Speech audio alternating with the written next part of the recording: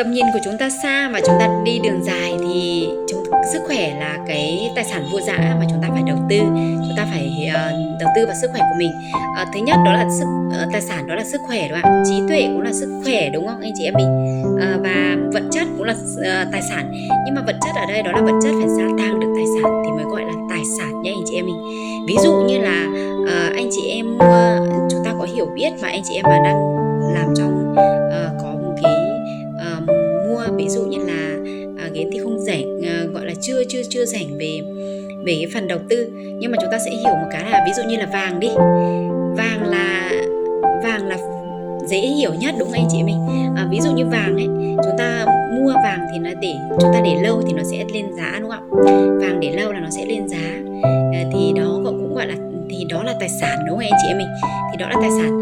Và người giàu thì khi mà họ đầu tư rồi, gia tăng được tài sản của mình rồi, thì họ lại tiếp tục bước 3 là họ tiêu, nhưng mà họ sẽ tiếp tục quay lại là họ sẽ trích phần trăm ra anh chị em mình. Họ sẽ trích phần trăm ra rằng là bao nhiêu phần trăm, ví dụ như là 10% để đầu tư cho sức khỏe chẳng hạn, 10% để đầu tư cho gia tăng trí tuệ chẳng hạn.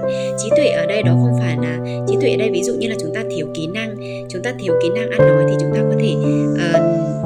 ta có thể thuê, ví dụ như là các con, chúng ta thấy một cái điều là các con học có những môn còn kém ấy, chưa tốt ấy, thì chúng ta thuê giáo sư để mà những cái thầy cô để mà dạy kèm theo, đúng không ạ? Bản thân của chúng ta cũng cần như vậy nhá anh chị em mình. Chúng ta cũng cần như vậy. Chúng ta chưa thuê được chuyên gia thì chúng ta có thể tham gia một cái chương trình, một cái huấn luyện học, môi trường học nào đó thì chúng ta có thể tham gia vào và chúng ta cùng học tập.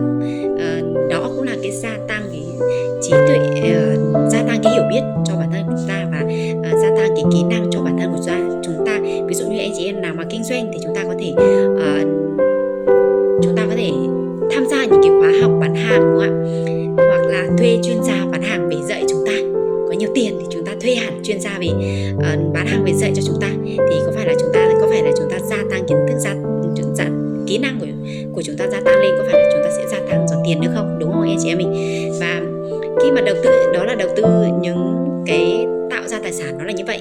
Và khi mà trích ra những cái phần trăm đó, đầu tư về sức khỏe này, đầu tư về kiến thức này, rồi đầu tư về vật chất này, rồi còn dư lại, ý là còn giữ lại một ít lợi nhuận, thì lúc đó anh chị em lúc đó người giàu họ mới bắt đầu trích ra 20% để mà họ trích ra 20% để mà họ chi tiêu. Lúc đấy có phải là họ cũng mua được xe hoặc là họ cũng mua được iPhone đúng không anh chị mình? Mà mua được iPhone trong khi đó cái thời điểm so với cái thời điểm năm trước thì năm nay, hoặc là so với cái thời điểm năm nay iPhone đã lên giá như vậy, sang năm có phải là dòng máy iPhone nó sẽ xuống giá nó thấp hơn, vẫn là dòng máy iPhone, vẫn là máy iPhone 17, nhưng mà sang năm chắc chắn là giá nó sẽ thấp hơn. Và như vậy có phải là người thành công có phải là họ tiêu tiền thông minh không anh chị em mình? Họ tiêu tiền rất thông minh đúng không ạ? Họ có chiến lược đúng và họ áp dụng đúng và họ đi đúng đường, đi đúng chiến lược nên họ tạo được ra kết quả. Và chúng ta thì chưa ai dạy cho chúng ta đúng không anh chị em mình? Chưa ai dạy cho chúng ta luôn, chúng ta chỉ học theo những cái bản năng, chúng ta copy từ những người đi trước là như vậy. Nên là chúng ta cứ kiếm được tiền là chúng ta đi tiêu luôn. Cứ có tiền là đi mua điện thoại này, có tiền là đi mua xe này, có tiền là cứ mua xe về đẹp đã, chưa đủ tiền thì cũng mua được một nửa thì cũng đi mua trước đã, đi mua trước về đi cho nó oai, cho nó sướng đã, đúng không? Để bách mà chúng ta có xe đẹp chúng ta bách chứ, đúng không anh chị mình? Khoái chứ, ai chẳng thích đúng không ạ? Nhưng mà cái vấn đề rằng là khi mà chúng ta mua xe về rồi mà hàng tháng chúng ta có bị áp lực không anh chị mình? Đặc biệt những anh chị em mà chúng ta lại làm công việc mà lương cố định ấy, thì chúng ta sẽ bị áp lực đúng không anh chị em mình? Chúng ta sẽ bị áp lực rằng là khoản tháng này là khoản này khoản kia đúng không ạ? Chúng ta chưa có sự chuẩn bị ấy. Người giàu thì họ luôn luôn có sự chuẩn bị đúng không? Anh chị em thấy Kiến vừa chia sẻ vừa rồi đúng không ạ? Người giàu là họ đã chuẩn bị sẵn rồi, họ luôn chuẩn bị trước. Chính vì vậy mà người thành công họ luôn thành công, còn người chưa thành công là chưa có sự chuẩn bị, nên là cái gì đến thì đỡ cả đấy đúng không ạ? Nên là chính vì vậy mà chúng ta lựa chọn những cách phản ứng mà nó chưa được có tốt, chưa có được tích cực đó anh chị mình. Nếu mà chia sẻ sâu hơn nữa về cái cách mà để mà chúng ta quan sát về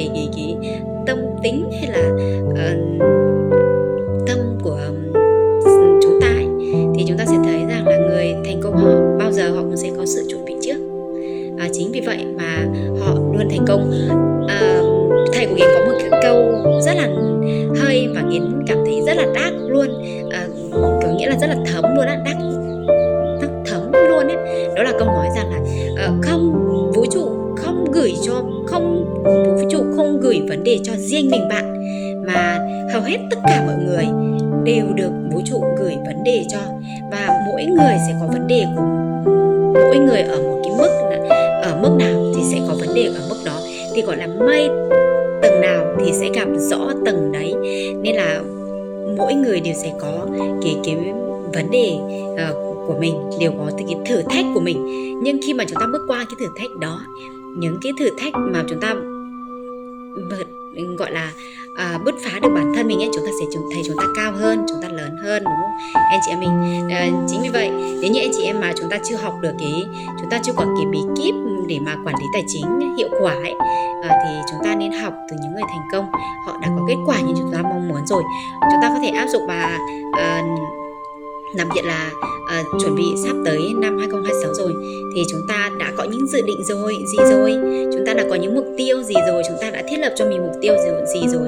Dự định thì nó chỉ là ở trong đầu thôi, anh chị em hãy viết mục tiêu của mình ra giấy và dán nó lên, viết rõ mục tiêu của mình ra giấy và dán hình ảnh lên, để chúng ta luôn luôn nhớ và ngắm mục tiêu của chúng ta, để chúng ta nhắm bắn mục tiêu của chúng ta, đúng không anh chị em mình? Và đặc biệt là cách quản lý tài chính ấy, cái kỹ năng quản lý tài chính ấy, thì chúng ta cần phải học và chúng ta cần phải áp dụng đúng nha anh chị em mình. Và nếu như anh chị em nào mà chưa có kỹ năng để mà quản lý tài chính, chưa có thói quen để quản lý tài chính, thì có thể đồng hành cùng Yến, tham gia nhóm học tập của Yến để chúng ta cùng theo dõi nhau, để cùng rèn luyện. Chúng ta chỉ có áp dụng, có câu nói như thế này, chúng ta sẽ quên những gì mà chúng ta nghe, và chúng ta sẽ hiểu những gì mà chúng ta làm, và chúng ta sẽ nhớ những gì mà chúng ta thấy. Nên là anh chị em mình ạ, chúng ta phải áp dụng thật sự, chúng ta phải hiểu đúng về chiến lược và chúng ta áp dụng thật sự thì chúng ta mới tạo ra kết quả nha anh chị em mình. Đó là những gì mà Yến chia sẻ trong video ngày hôm nay. Yến hy vọng những kiến thức mà Yến chia sẻ trong video ngày hôm nay sẽ giúp ích được cho anh chị em chúng ta có những cái suy nghĩ mới, có những cái kiến thức mới, để chúng ta có những cái hành động, những cái suy nghĩ mới, để chúng ta có những cái hành động mới, để chúng ta có thể quản lý tài chính của mình một cách tốt hơn, và có một cái cuộc sống nâng cao giá trị cuộc sống của mình lên tốt hơn nữa anh chị em mình nhé. Cảm ơn anh chị em đã theo dõi video của Yến. Nếu như anh chị em mình thấy video của Yến hay, có thể chia sẻ cho anh chị em cùng xem, và hoặc là tác share về tường, để chúng ta thỉnh thoảng chúng ta nghe ở trong tất cả những gì mà những người đã áp dụng, bản thân Yến đã áp dụng được thì Yến đã chia sẻ trong video, nên là anh chị em có thể áp dụng để chúng ta đạt được kết quả như chúng ta mong muốn nha anh chị em nhé.